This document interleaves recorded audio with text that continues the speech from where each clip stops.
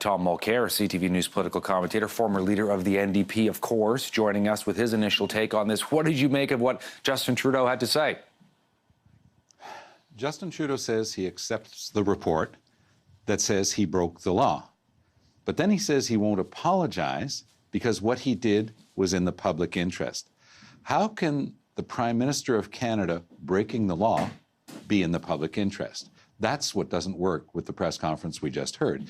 If Mr. Trudeau had come out foursquare and simply said, this happened, it's unacceptable, I take responsibility and I apologize, I think that 48 hours from now we would have moved on. But as Scott Reid just correctly said, that sort of entitlement and arrogance, the law doesn't apply to me, I'll start talking around this for 15 minutes and you'll all forget about it and go home. That's not what's going to happen here. Todd, you heard Mr. Trudeau say, as I just did, that when he decided that they would not give the information to the ethics commissioner, that the commissioner said he needed to do his report completely, that was also in the public interest because he was serving a higher purpose of cabinet secrecy. And he went so far as to say that what was being asked for by Mr. Dion was less important or non-important. Those were his exact words. What does that even mean? And who is he to decide that? That's the same thing as interfering in a prosecution decision. The person who's charged by Parliament with carrying out this investigation has said, in order to do my job, I need this information. The people who are under the authority of the Prime Minister are saying, you're not going to get it, we won't give it to you. And again, they say it's because they're serving a higher public interest. So what we take away from this is the following. We have the rule of law in Canada. We have our democratic institutions. We have a government that works because we respect the rule of law, separating the judicial, the executive, and the legislative, except when you're a Liberal. In that case, you get to decide what information you give to the person judging the case, in this case, the ethics commissioner, and then you get to tell the public this is all in your interest. At the same time, as he's admitting that the report is right and he takes responsibility, I love the line, the buck stops here, very old political line, but he's trying to say, I'm assuming responsibility here. Oh, but by the way, what I did was okay because I was worried about jobs.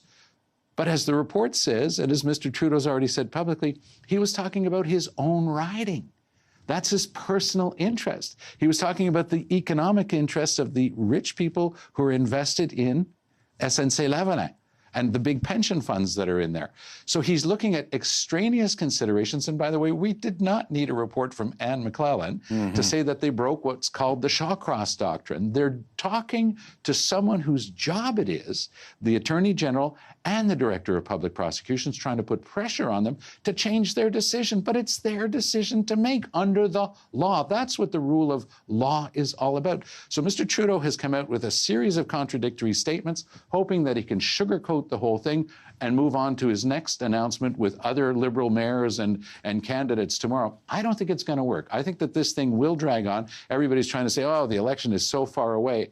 But you know what? Scott Reid was right in his final point. It's a question of the image that it leaves in the public's mind, the taste that it leaves in their mouth, saying, hold on, somebody just said he broke the law, and now he's saying that he was doing it for us. That just doesn't wash. Yeah, so let's dig deeper if I can, the idea of the mixed messaging going on. So I accept responsibility, you know, for what happened, and we've learned from this. On the other hand, justification going on as well. What's the strategy there, do you think?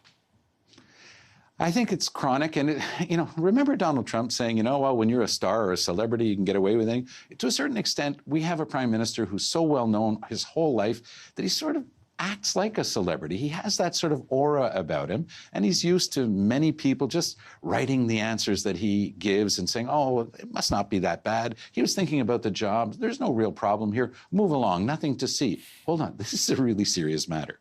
This is a prime minister and his office using all of the pressure that they could to bring that to bear on an attorney general and a director of public prosecutions. That's an independent institution that's supposed to be beyond political interference. And this is third world behavior. This is banana republic behavior, where you pick up the phone and start saying, well, I'm the clerk of the Privy Council. Prime Minister's not going to take no for an answer on this one. He wants this thing to be changed. Look, we don't know what the reasons were why the Director of Public Prosecutions said there's no way that a deferred prosecution agreement could be made for SNC Lavalin. that part's not public, but we have to have confidence in the institution. It's like saying, you don't pick up a phone to call a judge. It's the exact same thing, Todd. You can't interfere in this stuff. And that's what happened here. And when that happens, it's serious. It's a really grave matter. And if Mr. Trudeau, again, had said, look, this is unacceptable, I apologize, but instead we got things like, oh, we didn't hit the right balance. Hello? We didn't hit the right balance when you're actually trying to bring pressure to bear on the Director of Public Prosecutions? That's not a question of the best balance. That's a question of interference, and you apologize for it. But since he won't, I don't think the Canadians can walk away from this exercise saying, well, maybe he's learned his lesson this time. Maybe he won't take free trips to a billionaire's island that he's not allowed to take and accept gifts and break the law with regard to ethics. I mean, that's what this is about. It's about breaking the law repeatedly. And it's a behavior where if you think you're going to get away with it or that people are going to forget about it and you can just waltz into the election, maybe he's right. Maybe it won't matter that much at the end of the day. And October 21st, he'll be proven right. But I think, based on my knowledge and experience of the Canadian political process, that we're more than likely to see this carry on, that people will see this as coloring their perception of Mr. Trudeau in his sense of liberal entitlement.